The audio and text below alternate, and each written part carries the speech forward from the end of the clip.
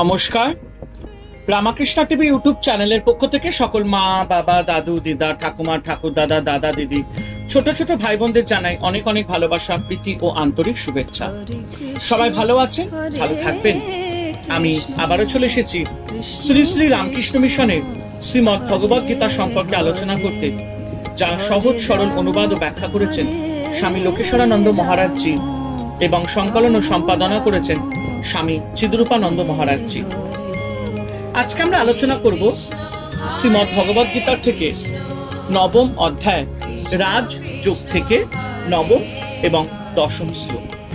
এবং একটি কথা বলবো, যারা যারা আমার শ্রীমদ্ ভগবদ গীতার আগের শ্লোকের ভিডিওগুলি দেখা শ্লোকের ভিডিওগুলি দেখা মিস করেছেন, অবশ্যই আমার চ্যানেল রামাকৃষ্ণা টিভি ইউটিউবে যাবেন, সেখানে শ্রীমদ্ ভগবদ গীতার প্লে লিস্টে গিয়ে আগের ভিডিও বা এপিসোডগুলো দেখে নিতে পারবেন। তো চলুন আজকের আলোচনা শুরু করা যাক। প্রথমে আমরা আলোচনা করব 9 নম্বর শ্লোক। ন চ মাং তানি কর্মাণি নিবধ্নন্তি ধনঞ্জয় উদাসীন বদাসীন মশক্তং তেষু কর্মসু।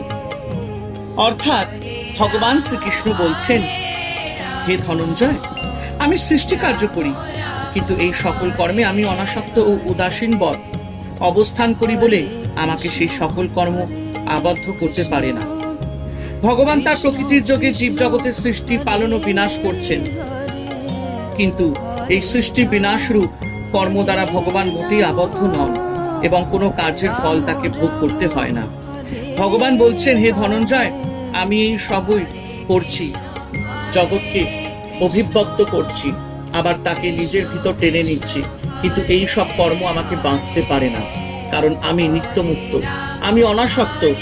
ভগবান তার নিজের প্রকৃতির দৃষ্টান্ত দিয়ে শিক্ষা দিচ্ছেন, কর্মফলের প্রতি অনাসক্ত হলে আমরা অনেক বেশি কাজ করতে পারি, অনাসক্ত হয়ে কর্ম করলে আমরা মুক্ত হয়ে যাব।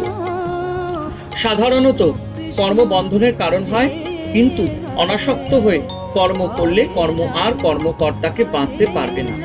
ঈশ্বর তার নিজের প্রকৃতির পরিচয় দিয়ে আমাদের বলছেন, আমরাও জীবনে সামান্য একটু চেষ্টা করলে সেই প্রকৃতিকে বিকশিত করতে পারি। জাদুকর জাদু দেখান, যারা দেখে সবাই মুগ্ধ হয়। জাদুকর নিজে কিন্তু মুগ্ধ হন না, ভগবান তার মায়া শক্তি দ্বারা জগৎ সৃষ্টি ও ধ্বংস ঘটাচ্ছেন, যার তত্ত্ব বোঝা আমাদের বুদ্ধির অগম্য। তার কাণ্ড কারখানা দেখে আমরা হতভম্ব। এইসব কিন্তু ভগবানকে বিচলিত করে না। তিনি মায়াতীত, মায়াধীশ, তিনি উদাসীন। সংসারে কেউ সুখী, কেউ দুঃখী, এই তার কর্ম, ভগবানের সৃষ্টি নয়।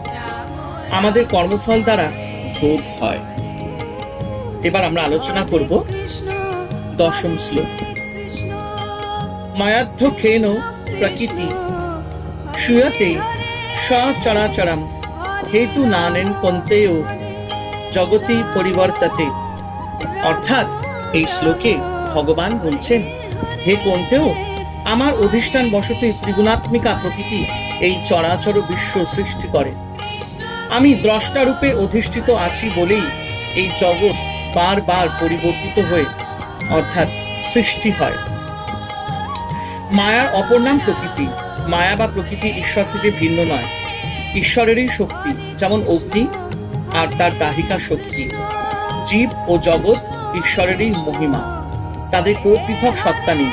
মায়ার প্রভাবে ঈশ্বরের সত্তার উপর জীব জগৎ আরোপিত। যেমন অন্ধকারে দড়ির উপর সাপের আরোপ। প্রকৃত সাপ নেই, আছে দড়ি। অন্ধকারে দড়িকে সাপ মনে করছি।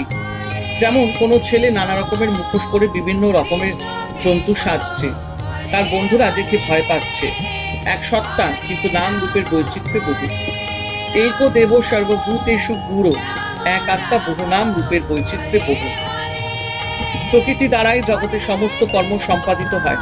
এই প্রকৃতি ভগবানেরই প্রকৃতি, তিনি প্রকৃতির কাজকর্মের নিয়ন্তা। প্রকৃতির স্বাধীন ও স্বতন্ত্র ভাবে কোনো কর্ম করবার শক্তি নেই। ভগবান প্রকৃতির প্রকাশক, পরিপালক এবং প্রকৃতির কর্মের দ্রষ্টা। ভগবানই প্রকৃতির কর্মের অনুমোদন করেন এবং অবিনাশী সত্তা রূপে প্রকৃতিকে ধারণ করে আছেন বলেই জগতের বিবিধ পরিবর্তন ঘটছে। বেদান্তের ভাষায় ব্রহ্ম ও শক্তি এক অভেদ। তাদের শিব ও শক্তি বলা হয়। এদের একটি ক্রিয়াশীল, অপরটি নিষ্ক্রিয়, কিন্তু তারা এক এবং অভিন্ন। শ্রীরামকৃষ্ণ দৃষ্টান্ত দিয়ে বলেছেন, সাপ চলছে, সেটি হলো শক্তি, এবং সাপ কুণ্ডলী পাকিয়ে আছে, সেটি হলো শিব। একই সত্যের দুটি ভিন্ন দিক, নিত্য ও লীলা এক। নিত্য অর্থাৎ শাশ্বত সত্য, লীলা অর্থাৎ প্রকাশিত বিশ্ব। উভয় এক এবং অভিন্ন। বেদান্ত ঈশ্বর সম্বন্ধে বলে, যিনি একাধারে নির্বিশেষ বা নিরাকার এবং বিশেষ বা সাকার অর্থাৎ নির্গুণ সগুণের সম্মিলিত সত্তা। ব্রহ্ম এবং শক্তি অর্থাৎ মায়া এক এবং অভিন্ন। প্রকৃতি তার নিজের ভিতর থেকেই এই স্থাবর জগৎমাতা জগৎ সৃষ্টি করে বা ব্যক্ত করে। ঈশ্বর কেবল কর্তা হিসাবে সেখানে উপস্থিত থাকেন। ঈশ্বরের উপস্থিতিতে প্রকৃতি এসব কাজ করে, ঈশ্বর করেন না। প্রকৃতির দ্বারা এই জগতের পরিবর্তন ঘটে থাকে, কিন্তু বস্তুত পক্ষে ঈশ্বর ও প্রকৃতি দুটি ভিন্ন বস্তু নয়। এক থেকে বহু হচ্ছে, আবার বহু একই ফিরে যাবে। এই এক এবং বহু ঐক্যই হলো সেই পরম ব্রহ্মের ঐক্য। অতএব এক অর্থে ব্রহ্ম অদ্বিতীয়, আবার সেই এক ব্রহ্মই বহু।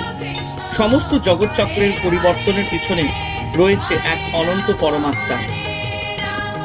হরে কৃষ্ণ কৃষ্ণ কৃষ্ণ হরে হরে, হরে রাম রাম রাম হরে হরে।